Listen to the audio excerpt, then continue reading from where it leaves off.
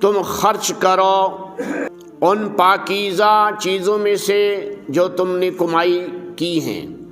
وَمِمَّا أَخْرَجْنَا لَكُم مِّنَ الْأَرْضِ، اور ان چیزوں میں سے خرچ کرو جو ہم نے تمہارے لیے زمین سے پیدا کی ہیں۔ وَلَا تَيَمَّمُوا الْخَبِيثَ مِنْهُ تُنْفِقُونَ، اور جو تم خرچ کرو گے اس میں سے بیکار اور فضول چیز کو خرچ کرنے کا ارادہ مت رکھو، ایسی بیکار چیز جس کو تم خود بھی نہ لے سکو۔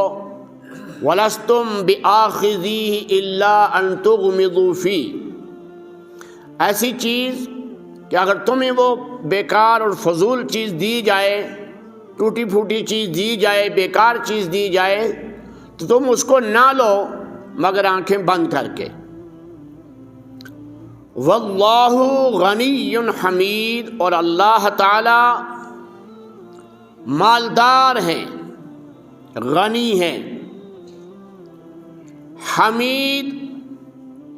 تعریف کیے ہوئے ہیں، پوری کائنات اس کی تعریف اور توصیف بیان کرتی ہے۔ الشیطان یعدکم الفقر، شیطان تمہیں ڈراتا ہے، خوف دلاتا ہے محتاجی کا، کہ اگر تم خرچ کرو گے تو محتاج ہو جاؤ گے۔ وَيَأْمُرُكُمْ بِالْفَحْشَاءِ، اور وہ تمہیں حکم دیتا ہے مال کے خرچ کرنے میں بخل کا۔ وَاللَّهُ يَعِدُكُمْ مَغْفِرَةً مِّنْهُ وَفَضْلًا، اور اللہ تم سے وعدہ کرتا ہے اپنی طرف سے مغفرت کا اور فضل کا۔ وَاللَّهُ وَاسِعٌ عَلِيمٌ، اور اللہ تعالیٰ بہت وسعت والے، بہت علم رکھنے والے ہیں۔ اس آیت مبارکہ میں اللہ تعالی دو چیزوں کا حکم دیتے ہیں۔ ایک فرماتے ہیں کہ جو کچھ تم کمائی کرتے ہو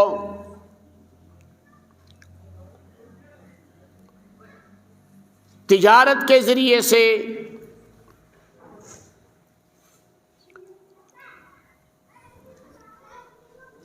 ملازمت، صنعت اور حرفت کے ذریعے سے، جو کچھ تم کمائی کرتے ہو، جب وہ کمائی تمہاری نصاب کو پہنچ جائے اور حوائج ضروریہ سے زائد رقم تمہارے پاس اتنی موجود ہو کہ جس پر تم زکوٰۃ ادا کر سکو، تو تم پر زکوٰۃ فرض ہو جائے گی۔ اس کے پہلے ٹکڑے میں زکوٰۃ کی طرف اشارہ ہے، انفقوا من طیبات ما کسبتم، تمہیں کمائی کا جس طریقے سے بھی مال حاصل ہو، اس میں جو پاکیزہ حصہ ہے وہ اللہ کے راستے میں خرچ کرو۔ تو یہ بات کہا کہ جو مال ناجائز طریقے سے حاصل کیا، غلط طریقے سے حاصل ہوا، اس مال کی زکوٰۃ مقبول نہیں ہے۔ رشوت کے ذریعے سے مال حاصل ہوا، چوری کے ذریعے سے مال حاصل ہوا، اور کسی کا مال ہڑپ کر لیا، یا کسی اور غلط ذریعے سے مال حاصل ہوا،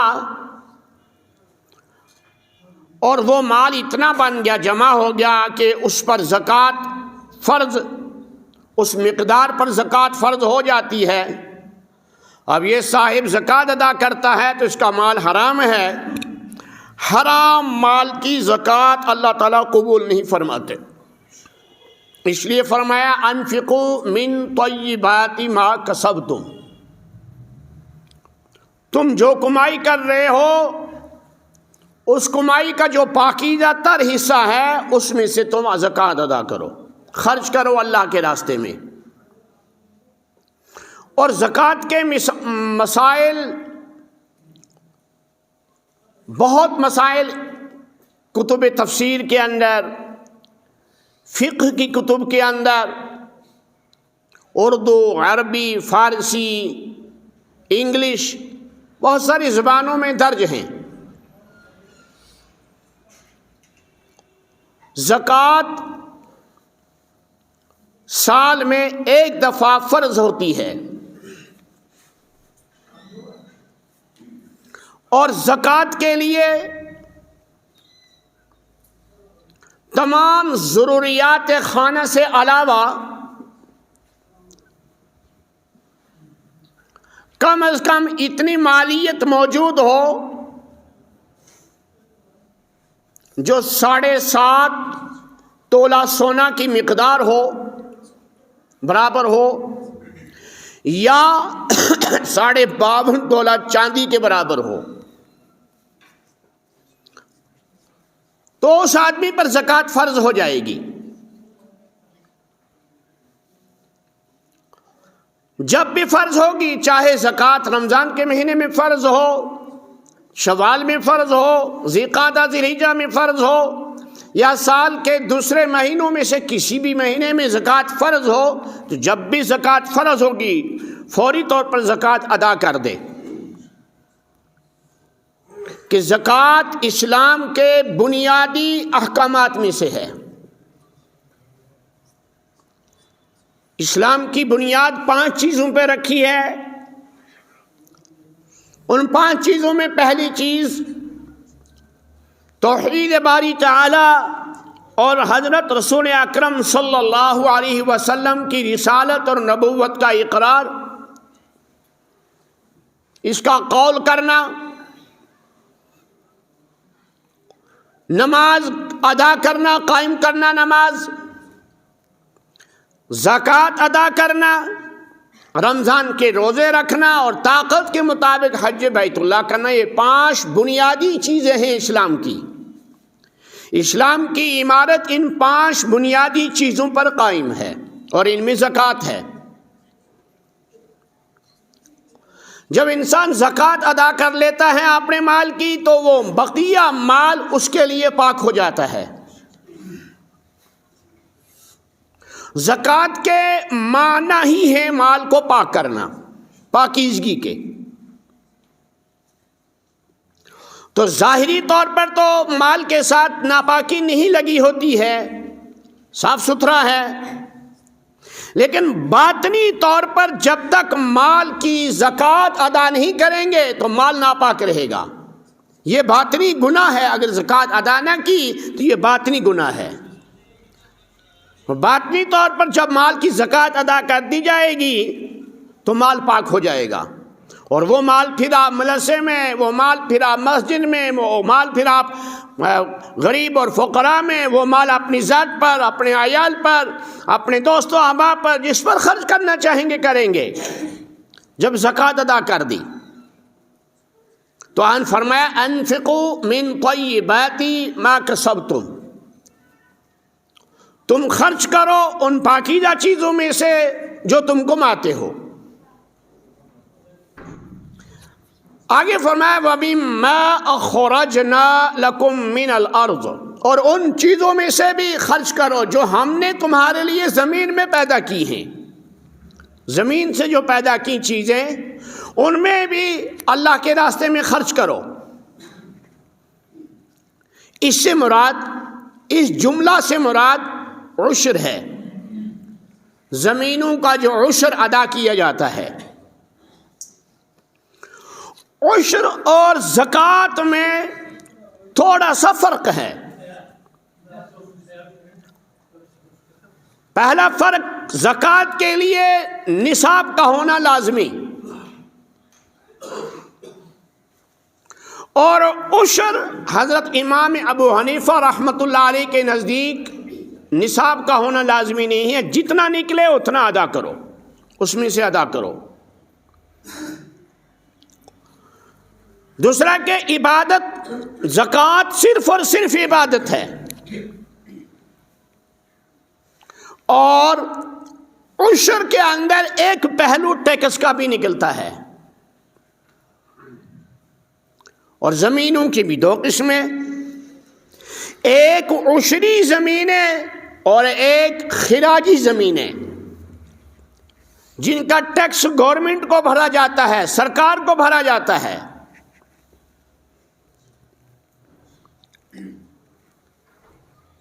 مولانا خالد سیف اللہ دامت برکاتہ کی تحقیق کے مطابق اور حضرت مولانا عبدالصمد رحمانی دامت برکاتہ کی تحقیق کے مطابق، ان کی کتاب العشر والزکاة، اور مولانا خالد سیف اللہ صاحب کی کتاب القاموس الفقہ، بڑی تحقیقی کتاب ہے، ان دونوں بڑے علماء کی تحقیق کے مطابق نچوڑ یہ نکلتا ہے کہ ہندوستان کی تمام زمینیں عشری ہیں، خراجی بہت کم ہے۔ اس لیے احتیاطی فتویٰ ان حضرات نے، اور احتیاطی فتویٰ مفتی عزیز الرحمن عثمانی رحمۃ اللہ علیہ نے فتاوی دارالعلوم دیوبند میں، اور مفتی محمد شفیع رحمہ اللہ نے، اور حضرت مولانا اشرف علی تھانوی رحمۃ اللہ علیہ نے، اور مولانا عبدالشکور فاروقی نے، ان بڑے بڑے اکابر علماء نے احتیاط کا یہی فتویٰ دیا کہ جو زمین مسلمان کے پاس موجود ہے، چاہے وہ پہلے سے آ رہی ہے، نسلم بعد نسل، وراثت میں چلی آ رہی ہے، چاہے وہ خرید کر لی ہے، اور چاہے وہ حکومت نے امداد بھی دے دی ہے، معاونت بھی دے دی ہے، جس طریق سے بھی زمین حاصل ہوئی ہے، اس زمین کی میں اگر پیداوار ہے، اگر اس زمین میں پیداوار ہو رہی ہے، اس پیداوار پر عشر واجب ہے۔ انسان کماتا ہے اپنے ہاتھ سے، ہل جوتتا ہے، زمین کی گڈائی کرتا ہے، پانی کا خیال رکھتا ہے، گھاس زیادہ نہ اگ جائے، فصل سے زیادہ گھاس نہ غالب آ جائے، اس کا خیال رکھتا ہے، فصل سوکھ نہ جائے، اس کا خیال رکھتا ہے، اچھے سے اچھا بیج زمین میں آئے، بوئے، اس کا خیال رکھتا ہے۔ تو بہت ساری چیزیں ہیں جو زمیندار خیال رکھتا ہے اس کا، اور پھر فصل اگتی ہے۔ تو شریعت نے کہا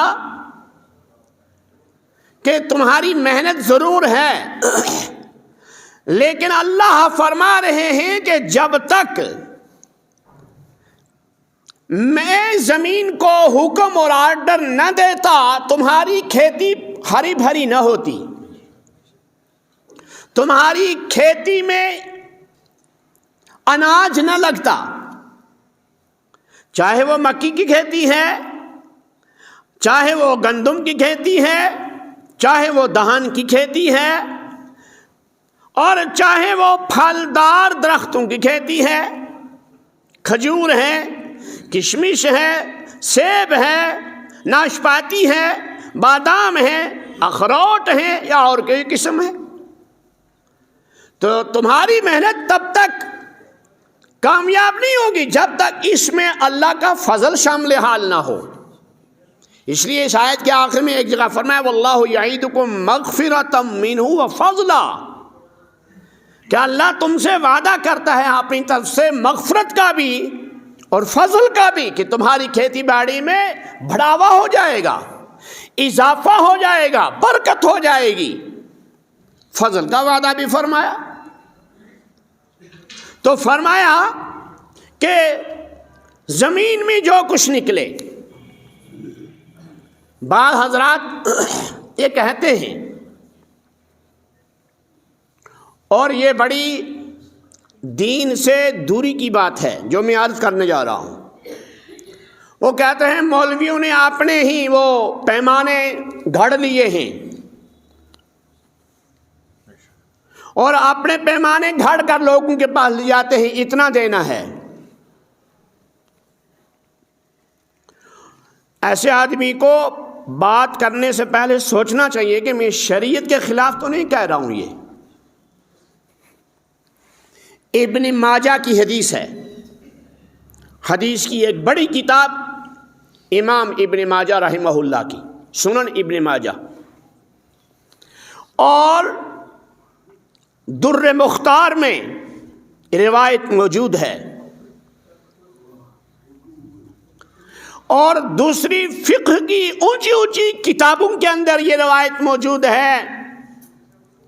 کہ حضرت رسول اکرم صلی اللہ علیہ وسلم نے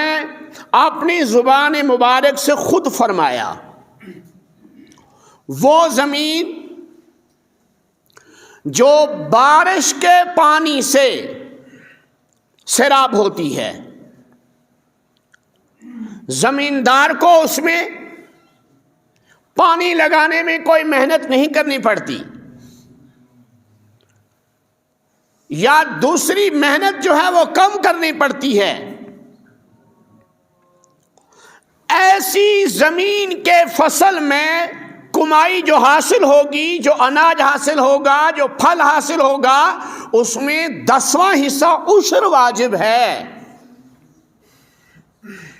اور یہی فقہاء نے فتویٰ دیا حدیث کی روشنی میں، یہی علماء بیان کر رہے ہیں حدیث کی روشنی میں۔ اب ہم نے کہاں سے پیمانہ اپنا لایا؟ کون ہے جو دین کے اندر تبدیلی کرے گا؟ اس کی حفاظت کی ذمہ داری تو میرے اللہ نے لی ہے۔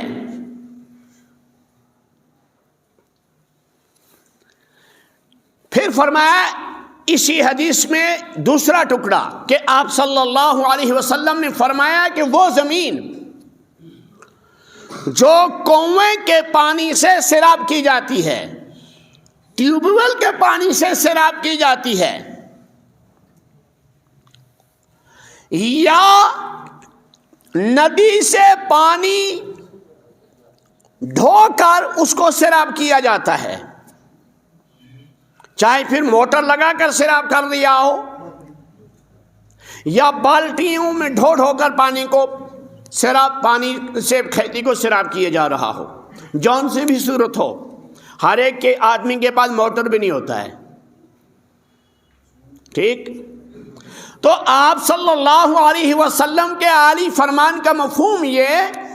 کہ وہ کھیتی جس کی سیرابی کے لیے زمیندار کو الگ سے کوئی محنت کرنی پڑی اور اس کو سیراب کا کیا اور وہ کھیتی تیار ہوئی، فرمایا اس میں عشر کا 20واں حصہ ہے۔ اب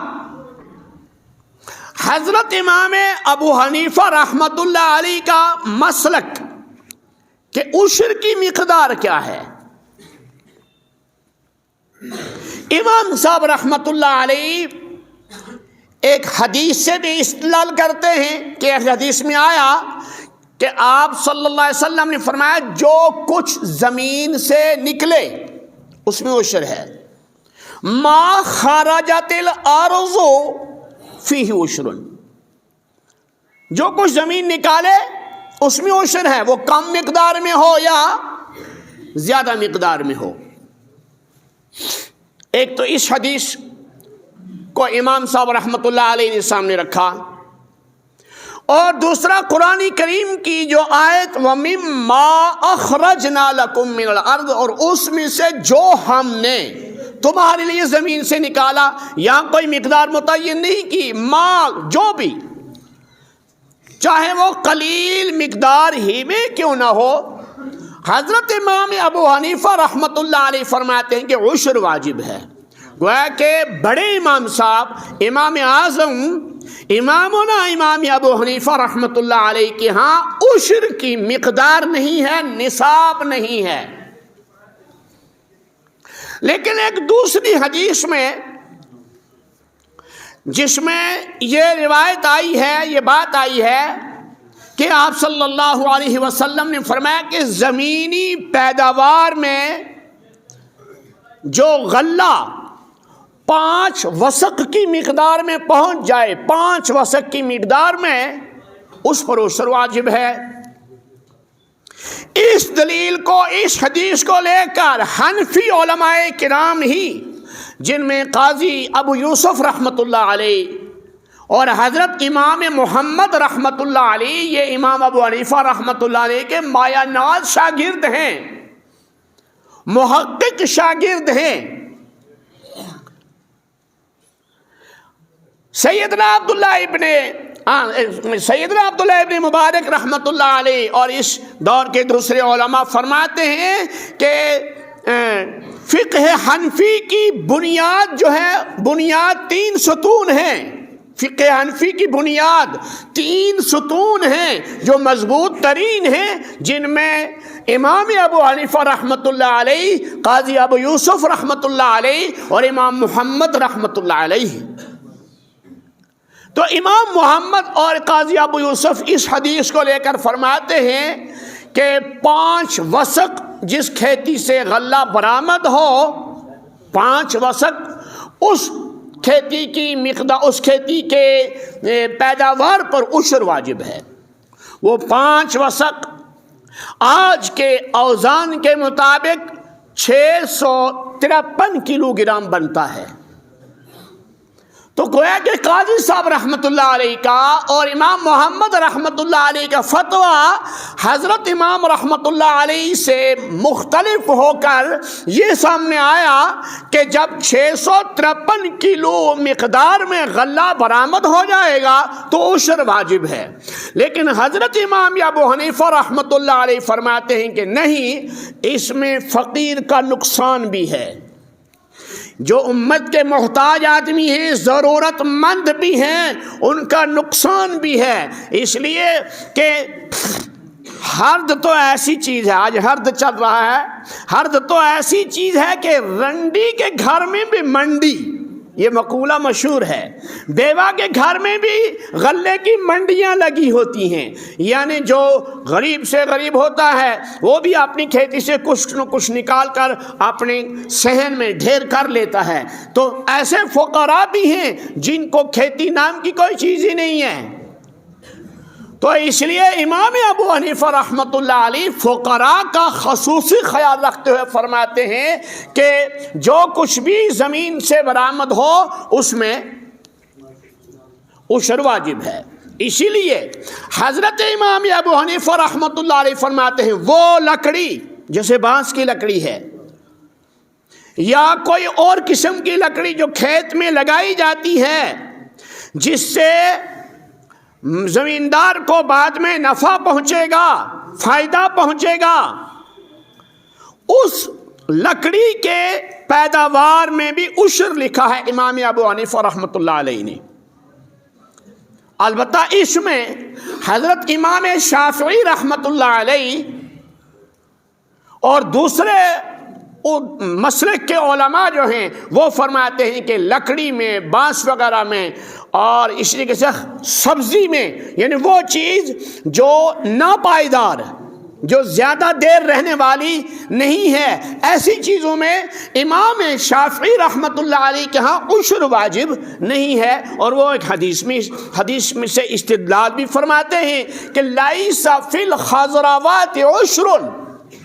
سبزیوں میں عشر نہیں ہے۔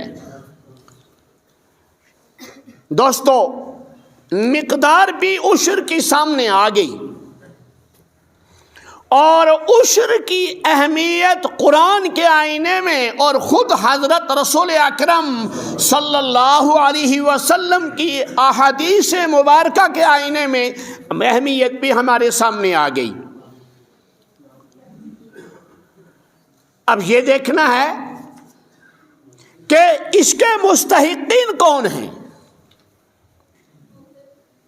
عام فقہ کی کتابوں میں اور قرآن مجید کی معتبر اور مستند تفاسیر کے اندر یہ بات لکھی ہے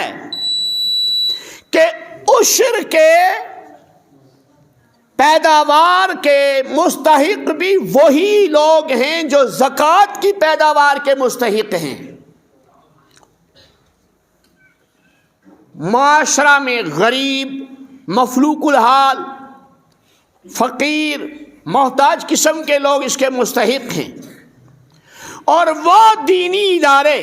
جن دینی اداروں میں قرآن اور حدیث کی تعلیم دی جاتی ہے لیکن بچے ان دینی اداروں میں اقامتی ہوں، رات دن ٹھہر کر قرآن کی تعلیم حاصل کرنے والے طلبہ ہوں، ان طلباء کرام پر عشر کی پیداوار کو اور زکوٰۃ کی پیداوار کو اور دیگر صدقات کی چیزوں کو خرچ کرنے میں زیادہ ثواب ہے۔ ہمارا ادارہ جامعہ احیاء العلوم بندو، آپ ہر سال اس عشر کے موقع پر الحمدللہ اس ادارے کی بھرپور معاونت کرتے ہیں۔ بعض جگہوں میں مدرسے کے یہ اساتذہ اور سفیر آ بھی سکتے ہیں، لیکن بہت ساری جگہیں ایسی ہیں جہاں مدرسے کے عملہ کا کوئی آدمی نہیں پہنچ سکے گا۔ اس کے لیے آپ فون کر سکتے ہیں، اکاؤنٹ نمبر آپ کے پاس موجود ہے، اکثر لوگوں کے پاس، اور فون نمبرات بھی موجود ہیں۔ آپ فون کریں، اطلاع دیں، انشاءاللہ مدرسے سے آدمی آئے گا اور آپ کے عشر کو وصول کرے گا۔ اور دوسری خاص طور پہ بات کے ادارے کے اندر الحمدللہ نیب 2-4 باتھ روم تیار ہو رہے ہیں، اللہ کا شکر الحمدللہ، اس میں کافی خرچہ آ رہا ہے، تو اس کے لیے آپ خاص طور پر جو ہے صاحب ثروت لوگ جو ہیں، میری عادت ہے میں ہاتھ نہیں پھیلاتا ہوں، میری عادت ہے اللہ سے مانگنے کی، لیکن چونکہ یہ چیزیں ایسی ہیں عوام الناس کی سطح پر جب تک عوامی کانوں میں بات نہ آئے تب تک یہ بات بنتی بھی نہیں ہے جلدی، تو ہم چاہتے ہیں کہ آپ حضرات اس میں صدقہ جاریہ میں ضرور حصہ لیں۔ 10 روپیہ، 100 روپیہ، 15 روپیہ، 1000 روپیہ، 2000 روپیہ، کوئی 50,000 دے گا تو کوئی 20,000 دے گا، کوئی کچھ دے گا، تو بہرحال اکاؤنٹ آپ کے پاس موجود ہے، نہیں ہوگا تو اکاؤنٹ نمبر آپ لے لیں گے انشاءاللہ اور فون کر دیں گے، آپ ایک مدرسے کے اکاؤنٹ میں جو ہے یہ رقم جمع کریں، تاکہ جن لوگوں نے کام کیا ہے اور جو کام ادھورا ہے اس کام کو کمپلیٹ کیا جائے۔ یہ بہت اشد ضرورت تھی ان طلباء دین کے لیے، بہت سخت ضرورت تھی، تو اللہ کا شکر ہے کہ اجازت ملنے کے بعد ہم نے اس کام کو شروع کیا الحمدللہ، اور وہ کام پائے تکمیل تک پہنچنے والا ہے۔ دعا کریں اللہ تعالیٰ زیادہ سے زیادہ استقلال عطا فرمائے اور اللہ تعالیٰ ترقیات سے نوازے۔